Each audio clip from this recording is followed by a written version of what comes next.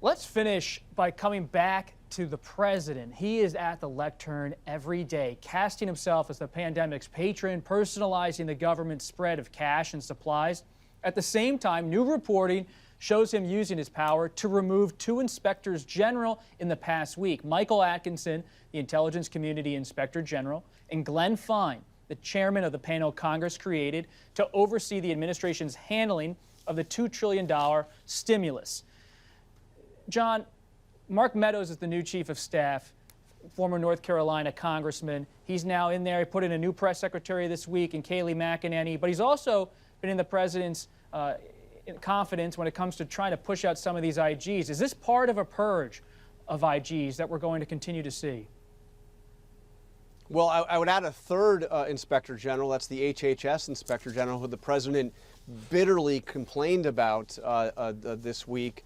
He hasn't fired her yet, but he certainly bitterly complained about her and the fact that she had served in government under the previous administration. By the way, she served under Clinton, Bush, Obama, and now Trump.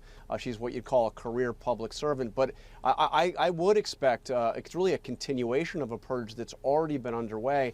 But when the president hears the words inspector general right now, what he thinks about is he thinks about the IG for the intelligence community, about Atkinson, and about the fact that Atkinson was the one that passed on the whistleblower complaint regarding the Ukraine call to Congress that set forth the series of events that led to his impeachment. So he bitterly complains about this, even the notion of an inspector general. And then when he realizes and he learned that these are largely people that have done this from administration to administration, these are, again, career public servants, he sees this as an extension of what his allies call the deep state, and a particular nefarious one, because they're out to get him, at least in his mind. So, yes, I think you're going to see more of this. What's the cost for this kind of executive action?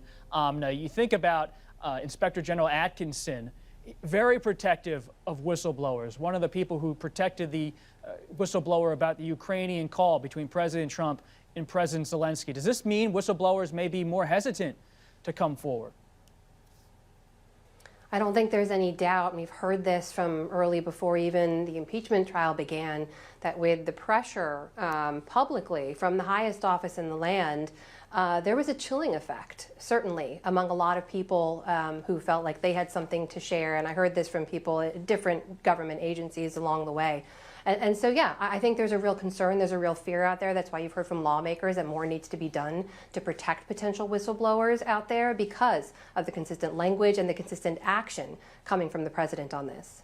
Carl, will Senate Republicans do anything? And can Speaker Pelosi, with her select committee overseeing the stimulus, try to be that oversight branch, even if there's an IG problem? Yeah, right. I mean, this was one of the big problems with the Phase 3. The Democrats were insisting on oversight. President Trump does not think Congress should have a role in overseeing how he operates. And this is a tremendous amount of money that's being shelled out, to coin a phrase.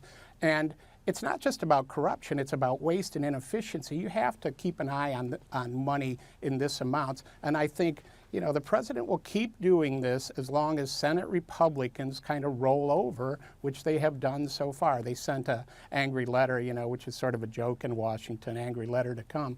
But I think if they want to really stop the president, they're going to have to take some serious action. And I haven't seen no indication so far that they're willing to do that. So this other group that Speaker Pelosi and Senator McConnell now have to come to agreement on a chairperson of that group. So I think that's kind of an interesting negotiation that's going on right now. But the president will fight oversight until he is stopped by his own party.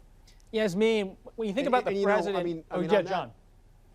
Go ahead, John. I'm saying that the president thinks that he's the inspector general. I mean, no oversight. He'll do the oversight. The president will oversee his own actions. I mean, he said this explicitly, and this is what he says privately as well. He doesn't need somebody looking over. He's going to make the right decisions. He's going to do he detests the idea. These are, you know, internal watchdogs. I think two of the real dirty words or phrases that he's come up with are whistleblower and inspector general. He does that. He will be the the ethics watchdog. He doesn't want somebody else doing this. And I think that Carl's exactly right. Unless Republicans in Congress stand up and say, no, there needs to be oversight by Congress and by inspectors general, this purge or this effort to stymie this will continue. John, that's a critical point because, Yasmin, it brings up the question of hydroxychloroquine. The president is not only going to war with his own officials on the IG issue, but when it comes to the FDA, which is still taking its time with clinical trials on hydroxychloroquine, an anti-malaria drug that's being used by some doctors to treat COVID-19, the president's getting ahead of his own FDA. And what kind of tensions has that caused on the task force as they move ahead?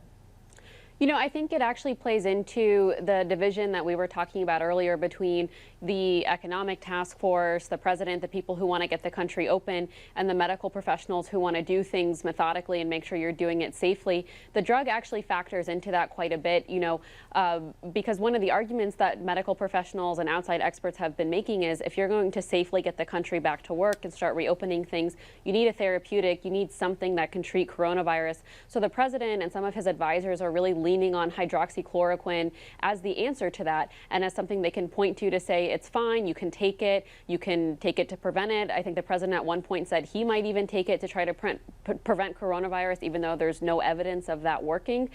So I think a lot of this comes from a desire to have some magic bullet that can treat the virus, that can get the country back to work. But the reality is the data is pretty mixed and not at all conclusive. And one thing that I've heard from my sources over and over is you can't put too much pressure on a single drug because, and Dr. Fauci has said this publicly, if it doesn't work, you need to move on to the next thing.